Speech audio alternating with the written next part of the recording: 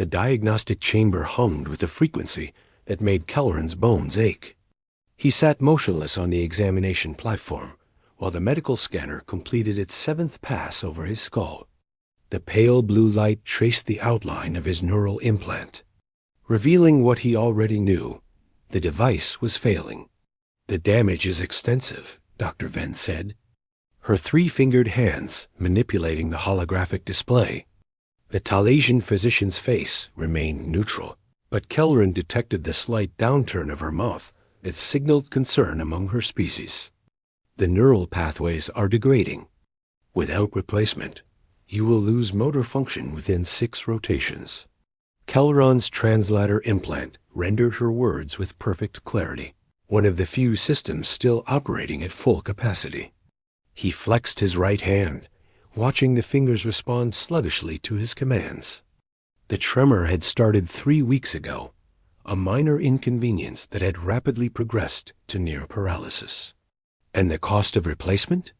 he asked, though he already knew the answer would be impossible. Dr. Venn's expression shifted to something approximating sympathy. 47,000 credits. "The implant requires custom fabrication for your physiology. I have submitted requests to 4 manufacturers across the sector, but none stock components compatible with Ravanian biology. 47,000 credits. Kelleran's entire savings amounted to less than 3,000. His position as a docking coordinator on Station Prometheus provided adequate income for basic necessities, but catastrophic medical expenses remained beyond his reach. The station's employment contract included basic health coverage, enough to diagnose the problem but insufficient. To solve it, he left the medical wing with a data chip containing his diagnostic results and a prescription for painkillers that would do nothing to stop the implant's deterioration. The station's main corridor bustled with the usual traffic of a frontier trading post, merchants hawking goods from 100 worlds, travelers negotiating passage on departing vessels, and workers like himself trying to earn enough to survive another rotation. A human brushed past him, muttering an apology in Standard. Kelleran watched the figure disappear into the crowd, marveling as he always did at the presence of humans so far from their homeworld. They had burst onto the galactic stage barely 2 generations ago, and already they seemed to be everywhere. Driven by a curiosity that other species found both admirable and exhausting, his shift began in 3 hours. Kelleran made his way to his quarters, a modest single-room unit in the station's residential sector. The space contained a sleeping platform, a small food preparation area, and a desk cluttered with data tablets. He sat heavily on the edge of the bed, cradling his malfunctioning hand. 6 rotations. Less than 2 standard weeks to find a solution that did not exist. The next morning, Kelleran's supervisor called him into the docking control office. Marcus Webb sat behind a desk piled with manifest readers and maintenance reports.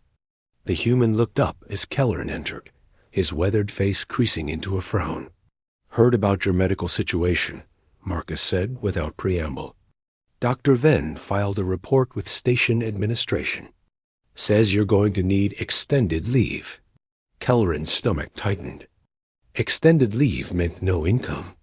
No income meant no ability to even attempt finding a solution. "I can still work. The implant has not completely failed." "Not yet," Marcus replied.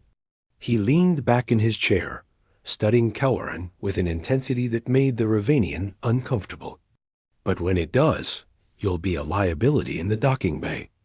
Can't have a coordinator losing motor function while guiding a freighter into port."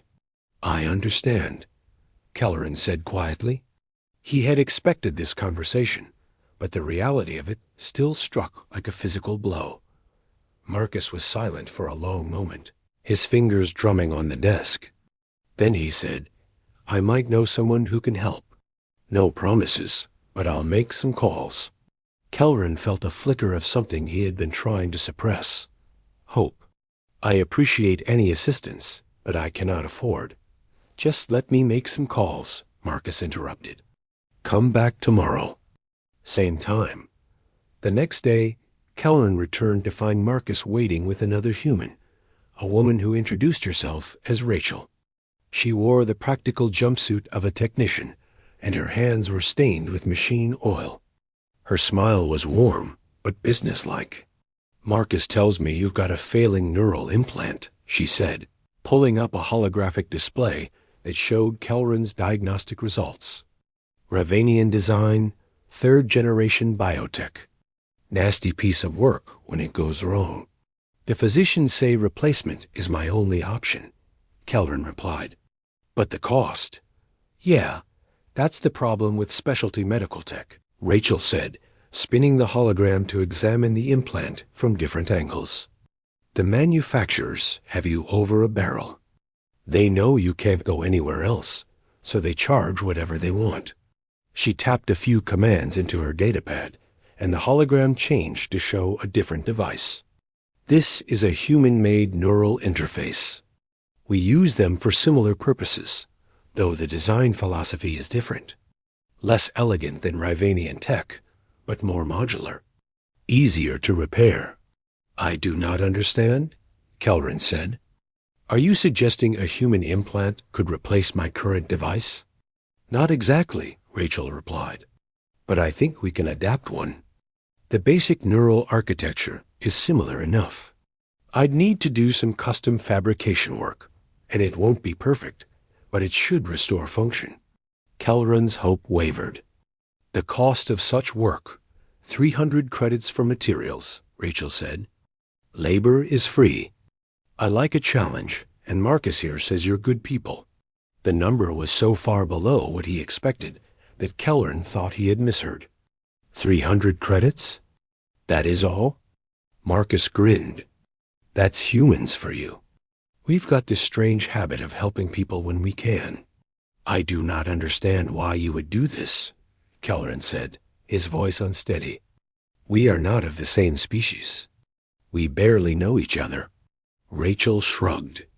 On Earth, we have a saying, today you, tomorrow me. Maybe someday I'll need help, and someone will be there. That's how communities work, right? The procedure took place in Rachel's workshop, a cluttered space filled with tools and half-assembled machines. She worked with a precision that bordered on artistic, carefully removing the failing Ravanian implant and installing the adapted human device. The surgery lasted 6 hours, with Kelrin under local anesthesia, while Rachel provided a running commentary on her progress. The neural mapping is the tricky part, she explained as she worked. Your brain sends signals differently than a human brain, so I need to calibrate the interface to recognize your specific patterns. It's like learning a new language, except the computer is doing the learning. When Kelrin woke fully from the anesthesia, his hand moved smoothly in response to his thoughts. The tremor was gone. He flexed his fingers, made a fist, and felt tears forming in his eyes. How does it feel? Rachel asked, wiping her hands on a rag. Perfect, Kelrin said, his voice thick with emotion. Better than perfect. Over the following weeks, Kelrin returned to his duties in the docking bay. The adapted implant performed flawlessly, integrating with his nervous system as if it had always been there. Other workers noticed the change, and word spread about what Rachel had done.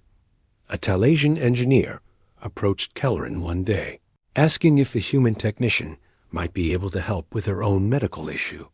Then a Corthan merchant inquired about Rachel's services for his daughter. Each time, Kelrin directed them to Rachel's workshop, and each time she helped them with the same matter-of-fact kindness she had shown him. 3 months after his surgery, Kelrin found Rachel in her workshop, surrounded by even more equipment than before.